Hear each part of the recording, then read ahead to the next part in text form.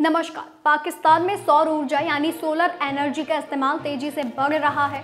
कई एक्सपर्ट्स का मानना है कि ये दुनिया की सबसे तेज बढ़ती सौर ऊर्जा क्रांतियों में से एक है।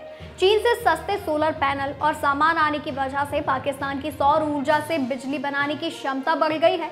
पाकिस्तान की कुल बिजली उत्पादन कैपेसिटी 1/3 से भी ज्यादा है, लेकिन अब पाकिस्तान की फेडरल गवर्नमेंट और ऊर्जा कंज्यूमर्स के लिए नेट मीटरिंग सिस्टम को खत्म करने की योजना बना रही है। इसकी जगह सरकार ग्रॉस मीटरिंग सिस्टम लाने की तैयारी में है। रिपोर्ट के मुताबिक नई सोलर पॉलिसी अपने आखिरी फेज में पहुंच चुकी है और इसके तहत ग्रॉस मीटरिंग को लागू करने के प्रपोजल तैयार कर लिए गए हैं।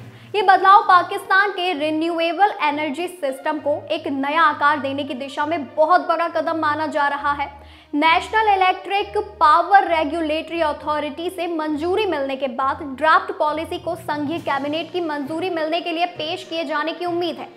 प्रस्तावित रूपरेखा के मुताबिक सरकार नेट मीटरिंग की जगह पर ग्रॉस मीटरिंग लागू करने की योजना बना रही है, जिसके तहत सौर पैनलों की तरफ से तैयार तथा राष्ट्रीय ग्रिड को वापस आपूर्ति की जाने वाली बिजली के लिए 11 रुपए प्रति यूनिट की दर से दोबारा खरीदारी की दर निर्धारित की जाएगी। हालांकि मौजूदा नेट मीटरिंग सिस्टम में पहले से नॉमिनेटेड सोलर एनर्जी कंज्यूमर्स पर इस बदलाव का कोई प्रभाव नहीं पड़ेगा और वे 27 रुपए प्रति यूनिट की मौजूदा दर पर बिजली बेचते रहेंगे। सूत्रों ने बताया है कि इस पॉलिसी में भविष्य में सौर ऊर्जा पुनर्खरीद दरों को मौजूदा इलेक्ट्रिक चार्ज के 1/3 के बराबर रखने की व्यवस्था शामिल है, जिससे नई व्यवस्था में 11 रुपए और 33 पैसे की दर आधार रेखा बन जाएगी। सरकार का लक्ष्य संशोधित नीति के तहत 8500 मेगावाट तक सौर ऊर्जा से उत्पन्न बिजली को राष्ट्रीय ग्रिड में एकीकृत करना है।